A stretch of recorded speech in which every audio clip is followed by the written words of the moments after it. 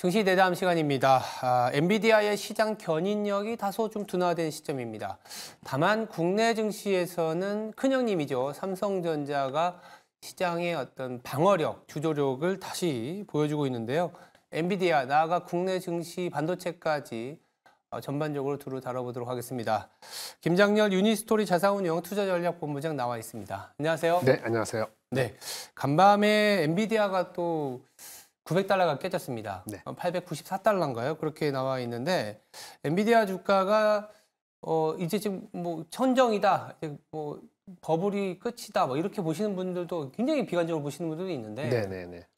왜냐하면 엔비디아를 먼저 말씀드리는 이유는 우리나라 반도체 얘기까지 넘어가야 그렇죠. 되니까. 네. 엔비디아에 대해서 지금 어떻게 판단하고 계신지가 굉장히 중요한 것 같아요. 네, 버블은 아닌 것 같고요. 버블은 아니다. 다만 상승 여력이나 상승 속도는 둔화되거나 소강 상태로 당분간 이번 달 지나갈 수 있다 이렇게 보여지고, 그럼 주가를 방향을 완전히 틀 정도의 무슨 큰 뉴스 플로우가 업계에서 나오지 않으면은 이런 흐름이 가기 때문에 국내 반도체 전반적으로도 긍정적인 건 아닐 수 있어요. 그런데 일단 말씀드리겠습니다만 삼성전자가 다른 역할을 하고 있기 때문에 한국은 아웃퍼폼할 수 있다. 한국의 반도체 주식은 아웃퍼폼할 수 있다라고 보여지고요. 네. 일단 하나하나 말씀드리면은 이제 엔비디아 같은 경우는 이익 속도가 워낙 빠르다 보니까는 네.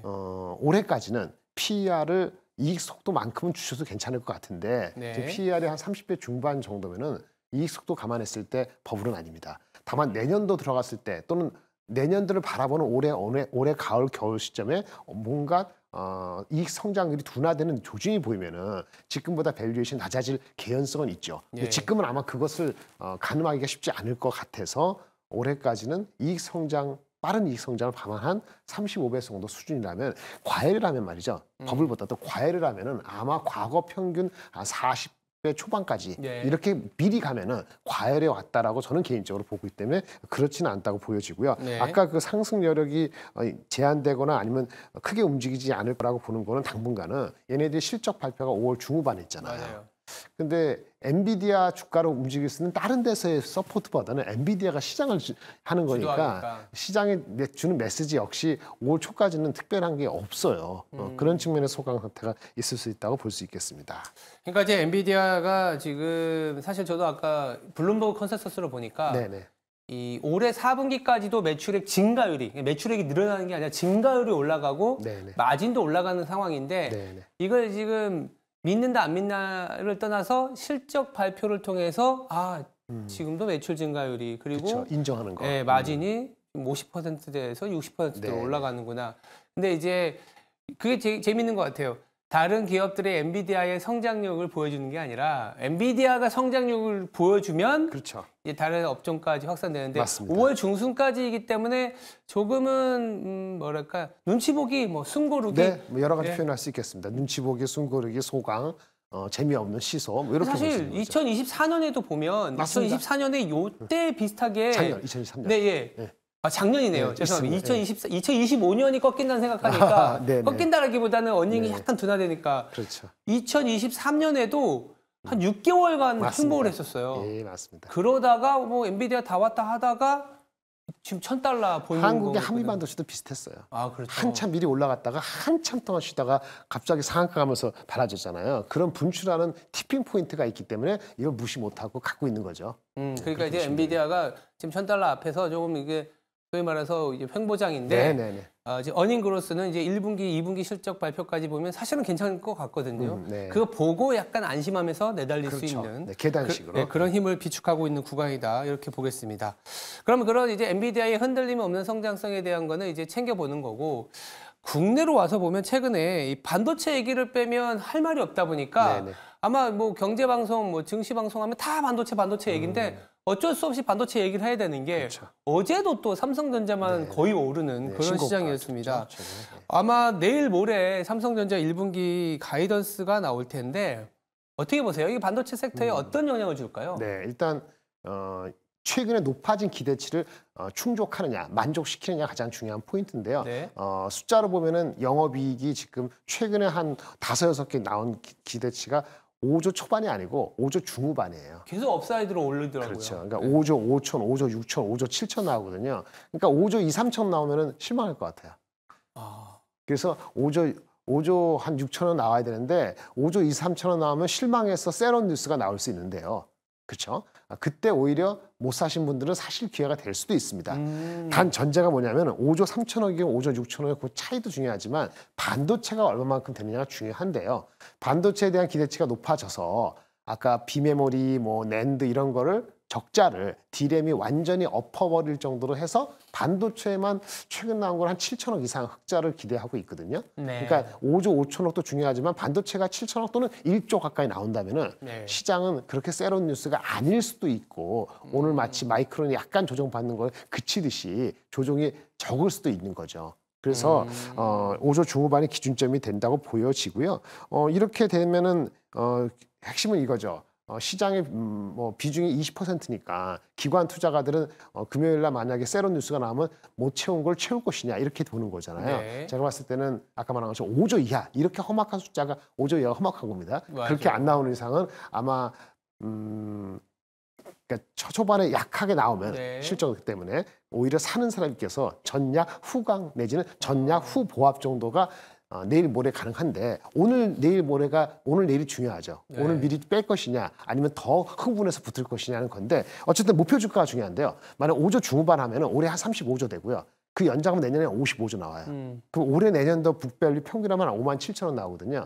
북밸류에서 얼마를 주냐가 중요한데 하이닉스가 기준점이에요. 하이닉스가 만약에 내년도 20조 이상 나와서 ROE 20% 나오면은 걔네가 한 2.2배 정도 줄 수도 있거든요. 네. 2.2배 주는 게 20만 원대예요. 맞아요. 2.2배, 20만 원 초반인데 그걸 기준으로 해서 삼성전자가 디스카운트 받는 게 아직까지 맞다라고 하면은 한 20% 언저리 디스카운트 하면은 1.8589배. 그러면 그게 11만 원 정도 나옵니다. 그래서- 내년 기준이겠네요. 그렇죠. 올해나 내년 어느 시점이겠죠. 네네. 그것까지 때려 당길 것이냐 아니면 엔비디아 봐야 되니까 그것까지 못 된 게 당기냐 그 차이기 때문에 시장에서 삼성전자의 그 15% 20% 업사이드보다 나은 종목이 많으면 글로 갈 것이고 그 나은 종목으로 가는 거는 금리 인하가 동반돼야 되는데 그게 따르지 않으면 당분간은 많이 올랐지 않습니까? 최근에 그거에서 덜 오르더라도 시장보다 아웃퍼폼할 가능성이 좀 더 남아있다라고 볼 수밖에 없는 거죠. 지금 현재 삼성전자가 컨센서스 기준으로 1.6배 정도 되더라고요. 네. 북밸류 올해 기준으로 기준으로. 1.6배인데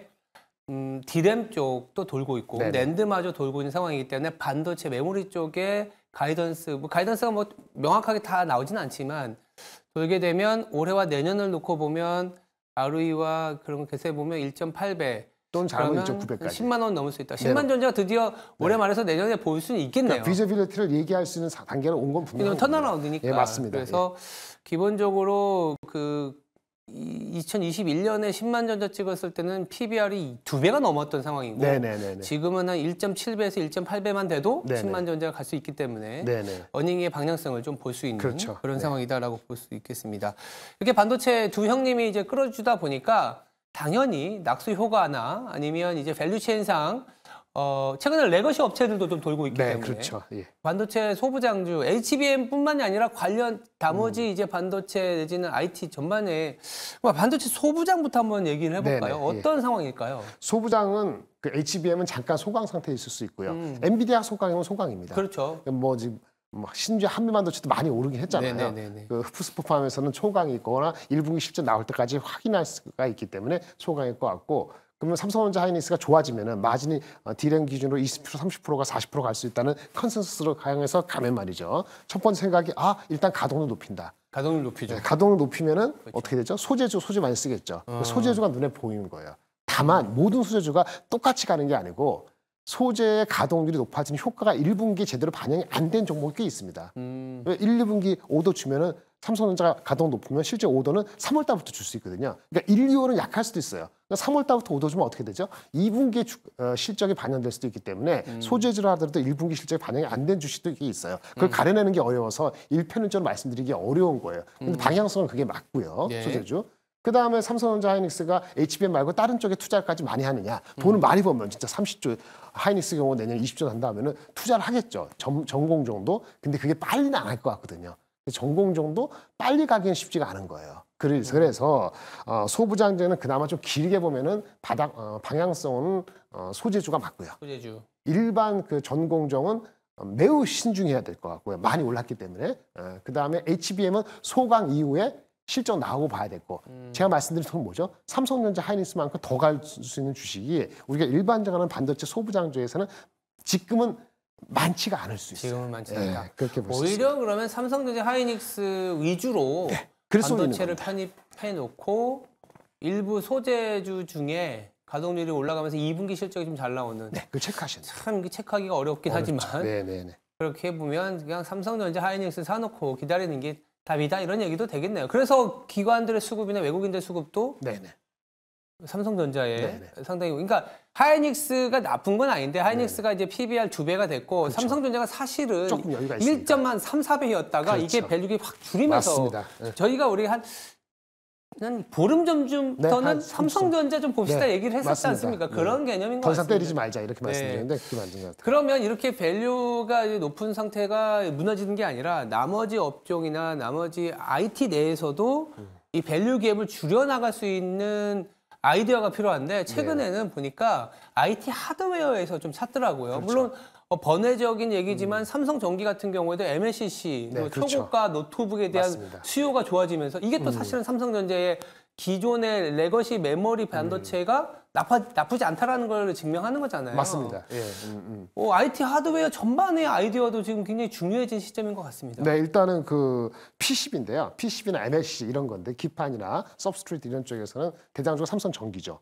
그다음에 대덕전자가 있고 뭐 작은 거는 심텍도 있고 이렇게 있는데 실적은 둘째로 치고 지금 말씀하신 뭐 온 디바이스를 가는 흐름도 그렇고 네. 삼성전자 전통적인 D램이나 이런 쪽에 뭐 가동이 높아지면은 당연히 모든 것들이 기판이나 이런 쪽으로 흘러가게 돼 있거든요.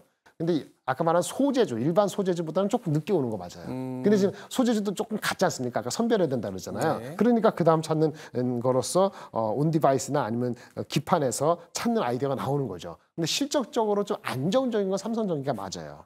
근데 만약에 이 테마가 굉장히 세게 간다면은 실적이 안정이 아니더라도 턴어라운드 된다면 관점 보면은 심텍까지도 건드려줄 수 있는 거죠. 근데 실적은 심텍까지는 1분기까지는 쏘쏘하고 안 좋을 것 같아요. 그래서 안정적인 거는 삼성전기를 가져가는데 업사이드가 삼성전자보다 셀 것인지는 역시 저는 그럴 수도 있고 안 그럴 수도 있다 이렇게 말씀을 드리겠고요. 네. PCB는 그 정도고 그 다음에 반도체에서 약간 소재주와 다르게 부품 중에서 소켓이 있어요. 아, 속해. 예, 왜냐면 반도체 칩들은 이제 리노공업 이런 거 예, 말씀하시죠? 테스트하는 건데 테스트하는데 조금 소외되거나 덜 간 게 리노공업보다 조금 소외됐던 게 ISC가 있어요. ISC도 많이 올라요. 예, 근데 이제 많이 올라갔는데 올라갔다 더 못 간 이유는 올해 상반기까지 실적 기준으로 따지면 얘네들도 아주 싸진 않아요. 근데 리노공업 대비했을 때 덜 갔다. 밸류 갭을 좁힌다. 삼성 하이닉스처럼. 그러니까 이런 개념. 하이닉스보다 삼성전자 그렇죠. 덜 간 예. 것처럼 네네. 리노공업보다 ISC가 덜 갔으니 그렇습니다. ISC가 삼성전자처럼 밸류 갭을 이렇게 네네. 메우는 전략. 네. 그런 정도라서 삼성전기하고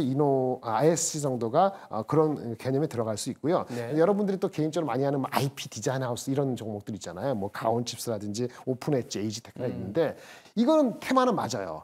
근데 이게 한두 번 왔다 갔다 했거든요. 근데 실적이 1분기 어떻게 나올지 모르겠어요. 그래서 실적을 신경 쓰는 분위기라면은 조금 더 4월 말까지는 지켜보고 금리 인하도 좀 보면서 접근하시는 것이 유리할 것 같고 많은 것들이 노출되어 있는 상태이기 때문에 나쁘다는 게 아니고 프로그레스라든지 넘버와이즈 시키는 데는 아까 말씀드린 삼성전기나 ISC 소재주보다는 눈에 팍팍 먼저 들어오진 않죠. 이렇게 말씀을 드릴 수 있겠습니다. 쭉 저희가 이제 엔비디아, 삼성전자 그리고 반도체, IT 하드웨어까지 얘기를 좀 해봤는데 저희가 이렇게 IT에 집중해서 얘기하는 이유는 이 4월 시장이 네. 이제 실적 시즌 네. 그리고 좀 있으면 가이던스 이렇게 시작이 되지 않습니까?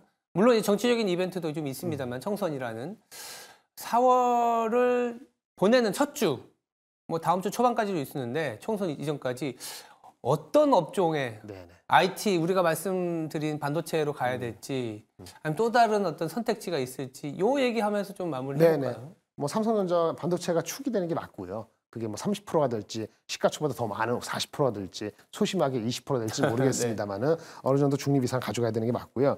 최근에 기업 밸류압이 좀 많이 빠졌습니다. 한 1, 많이 2주 사이에. 빠졌어요. 근데 뭐 배당락도 있고 뭐 저기 우리 선거 앞두고서 추진력이 어떻게 약하냐 뭐 의구심도 있고 자동차는 다른 얘기입니다만 그렇게 빠졌는데 제가 봤을 때는 은행이나 이런 주식들은 네. 다시 또 약간 저가 매수가 들어올 타이밍이 다가오는 거 아닌가. 총선 전후로 해갖고 살살 좀 이렇게 좀 익스포저로 생각해 보는 것도 뭐 안심하려면 10일 이후에 하는 게 낫겠죠. 네, 이렇게 생각을 해보고요. 그렇게 곁다리 끼고 최근에 중국의 지표가 좋아서 중국 관련되는 익스포저를 어떻게 할 것인가 고민스럽긴 합니다. 네. 단기적으로 화장품이 분명히 비중국 말고 중국발 관계되는 소비재 면세점하고 이런 화장품도 이슈가 되는데 이것이 어느 정도 포션을 해야 될지 중요한 건 반도체 기업 밸류업 중국 여기서 이거의 익스포저 비중이 가장 중요할 것 같은데 이거 고민 중이고요. 일단 외생 변수가 아주 편안하지 않기 때문에 환율이 만약에 1360 정도 이상 뚫으면은 혹시라도 그럼 작년 10월이나 11월 달처럼